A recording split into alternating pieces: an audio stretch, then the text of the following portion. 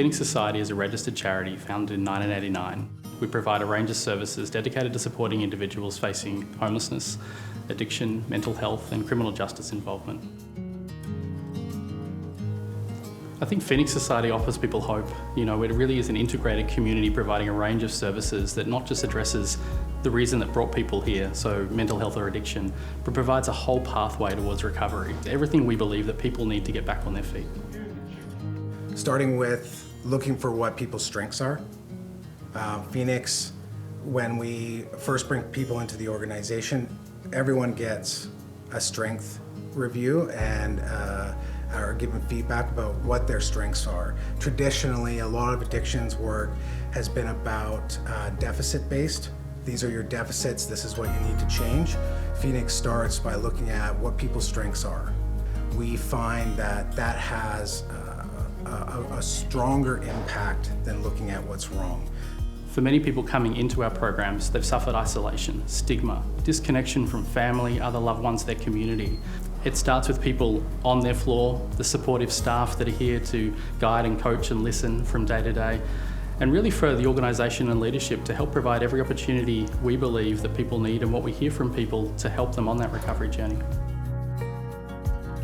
I operate primarily from an emotion-focused therapy lens. It's tracking emotional patterns, whether it be all of these maladaptive things you may have learned throughout your life that worked at one point but aren't working anymore. And so how to kind of retrain that to say, okay, it doesn't serve me to be fearful in this way anymore. It doesn't serve me to be anxious all the time. And kind of retraining that and learning emotional intelligence in order to better handle what's going on.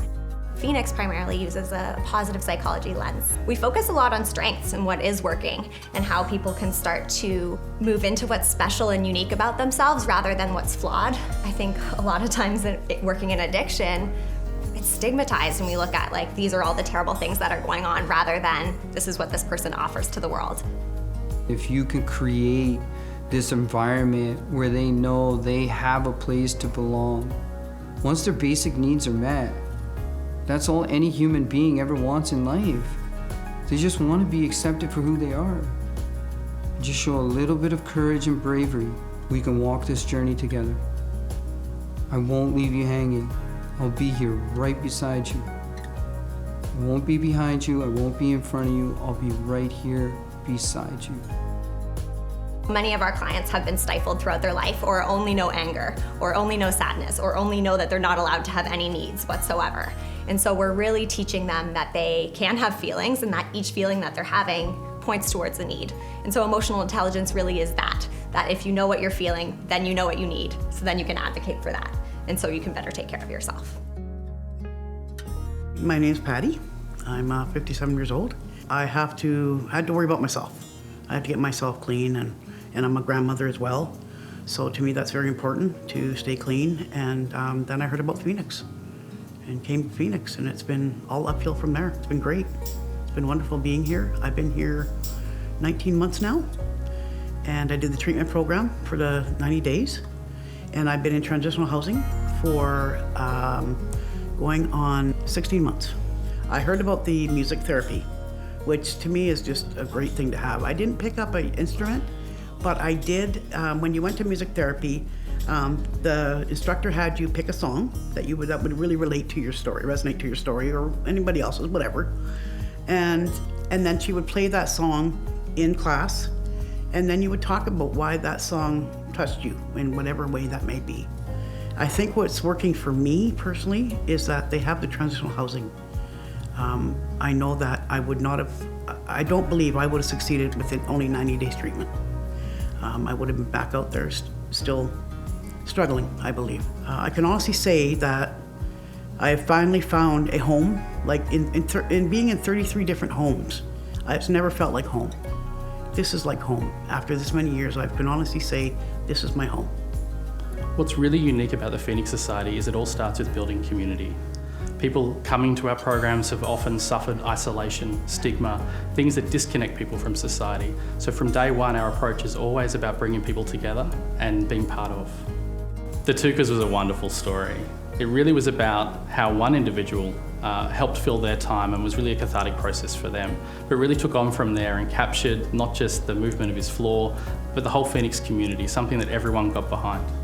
I started taking food and toques out to just in this short little area. We're kind of in Wally and in a place that has a lot of addiction and homelessness around here, right? So you don't got to look far to be reminded of where you don't want to be, which is kind of beneficial, I think.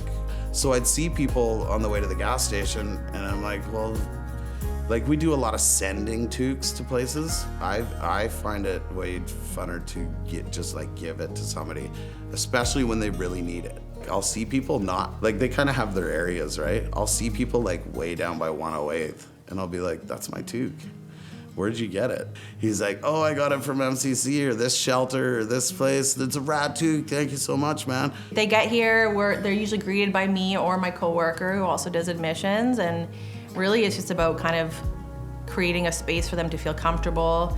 We'll do like a basic intake with them on the computer, but really it's just making sure they're comfortable, and you know, it can be really scary making that first step. Like I remember like years ago when I went to treatment, I wanted it for so long, and then when the day finally came and I got there, like immediately I walked in the door and I was like, I want to leave. So like for me, when I have somebody new coming in, I always remember that, and I always just want to encourage them to you know, they're safe, they're gonna be cared for, and just to make that kind of first step. My first day was scary. It was really scary the first time I got here. Wow. Actually, so nervous that I took off. I left a note for Tracy that have a nervous breakdown, so I left. A week later, finally my daughter said, you better go back, man, because you're gonna end up dead. So I did come back. Yeah, my heritage is Métis, and I used to be a firekeeper, which is a pretty good position for the Métis. What I used to do is start the fire and get the rocks, not at this place, but others, put the rocks in, and when they got hot, you'd bring them in, grandfather come in, and you'd take them into the tent there. And great heat, and everybody sits in there, and then smudging stuff in there. I was always like the greeter. I was standing down the bottom. Hey, how's it going? And everything, you know, laughing, joking. They're probably looking, who's this happy fool, right? But it's clean and sober, you know. You can laugh and enjoy, right? I mean, everybody used to think, oh, you can't have a good time if you're clean and sober. I'll tell you, I've never had such better times in my life. I know what I did the day before and what I'm going to do, you know. I would say don't be scared. Try it. If you don't try it, you won't know. You know, because it is beautiful, you know, and I was so scared, I'm telling you, you know what, I can't believe it. It saved my life, honestly. So I was pretty bad shape, eh? Fear is what you're scared of, right? If you can beat that fear, you can beat anything. The table's been set. All you need to do is sit down. And if you sit down, this is gonna be the best roller coaster ride of life that you've ever taken.